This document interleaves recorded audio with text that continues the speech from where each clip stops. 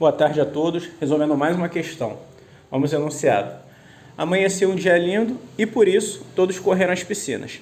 O sujeito da forma verbal amanheceu é classificado como? Primeiro ponto.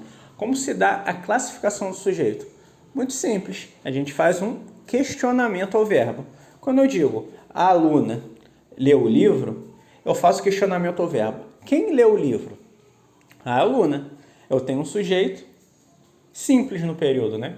O que é o sujeito simples? O sujeito simples é aquele que tem um núcleo, né? Uma palavra que é a base de significação.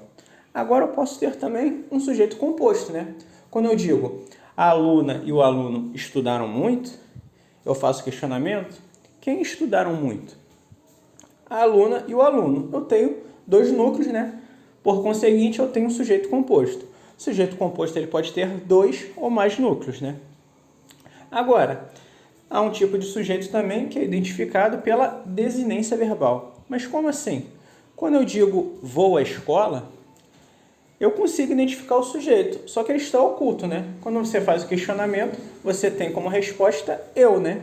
O pronome pessoal do caso reto, eu. Então eu tenho o chamado sujeito oculto, elíptico, desinencial, implícito ou subentendido. Ele tem essas 5 denominações, né? E é bom saber todas porque na prova pode cair qualquer um. Dito isso, como se identifica o sujeito oculto? Quando eu tenho eu, tu, ele, nós e vós escondido, né? Ele não está explícito, não está escrito, mas eu consigo encontrá-lo pela desinência verbal, pela conjugação do verbo, eu tenho o chamado sujeito oculto, que tem aquelas outras 4 nomenclaturas que eu já citei. Há também o sujeito indeterminado, que ocorre em 2 circunstâncias.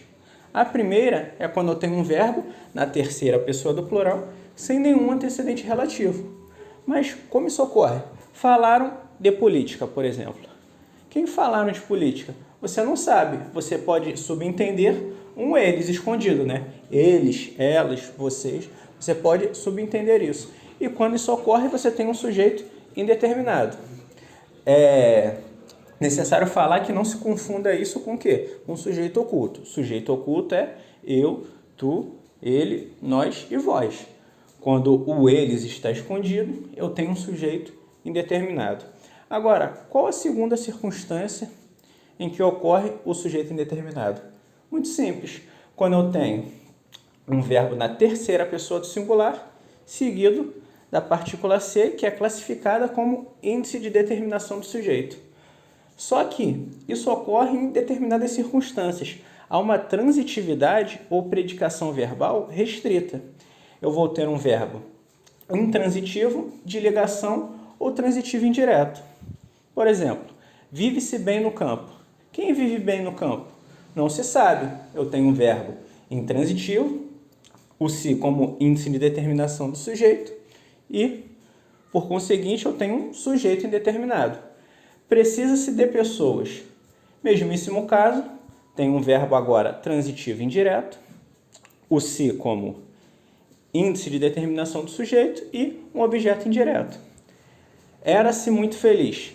Terceiro e último caso, né? Eu tenho um verbo de ligação, o se como índice de determinação do sujeito e depois eu tenho um predicativo do sujeito. Agora, a última classificação, que é de sujeito inexistente ou oração sem sujeito. O que é o sujeito inexistente? É quando ele não está atrelado a nenhum ser. Ele ocorre em 3 situações específicas, né? Na verdade, essas 3 são as que mais aparecem. A primeira é o verbo haver, substituível por existir, ocorrer ou acontecer. A segunda é o verbo fazer, na acepção de tempo decorrido ou fenômeno na natureza. E a terceira são com os próprios verbos que exprimem fenômenos na natureza, que é o que trata a questão, né? Eu tenho o verbo amanheceu. Agora perceba, há uma exceção à regra relativa a isso. A questão aborda justamente. Por quê? Os verbos que exprimem fenômenos na natureza, eles são impessoais, eles não têm sujeito, né? A classificação impessoal é quando ele não tem um sujeito atrelado a ele. Eles são impessoais nas suas acepções de fenômenos na natureza e quando eles não têm nenhum elemento atrelado a ele. Só que, na questão, há sim um elemento atrelado a ele. Um dia lindo. O que é um dia lindo? É justamente o sujeito da forma verbal amanheceu. É diferente de eu dizer amanheceu no Rio de Janeiro. Nesse caso, eu tenho um sujeito inexistente ou uma oração sem sujeito, eu tenho um verbo impessoal e tenho um adjunto adverbial de lugar. Agora, quando eu digo um dia lindo amanheceu, eu tenho um sujeito atrelado à forma verbal amanheceu, que é um dia lindo. É um sujeito que tem uma classificação específica. É o sujeito simples, né? Eu só tenho um núcleo ou palavra representativa, que é justamente a palavra dia, né? Eu tenho esse um e lindo acompanhando o sujeito, eles fazem parte do sujeito, só que se fosse pedida a classificação específica de cada um, ambos seriam adjuntos adnominais, porque eles estariam acompanhando esse substantivo dia, dando-lhe características, né?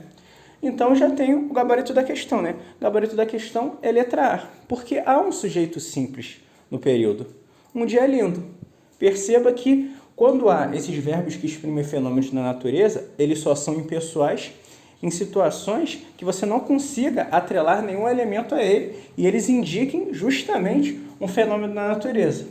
Um outro exemplo que aparece muito é com o verbo chover. Choveram tomates. É possível chover tomates como fenômeno da natureza? Não, não é possível. Não é um fenômeno natural. Como não é um fenômeno natural, o verbo chover não está sendo empregado na sua acepção de impessoal, na sua acepção ou significado de fenômeno da natureza. Nesse caso, ele se torna pessoal e concorda com o verbo normalmente. Choveram tomates. Tomates é o sujeito dessa forma verbal choveram e o verbo se torna pessoal. Então, gente, o gabarito da questão é letra A, sujeito simples, um dia lindo. O núcleo, ou palavra representativa, é dia. Gabarito, letra A. Caso tenham gostado, inscrevam-se no canal e deixem um like.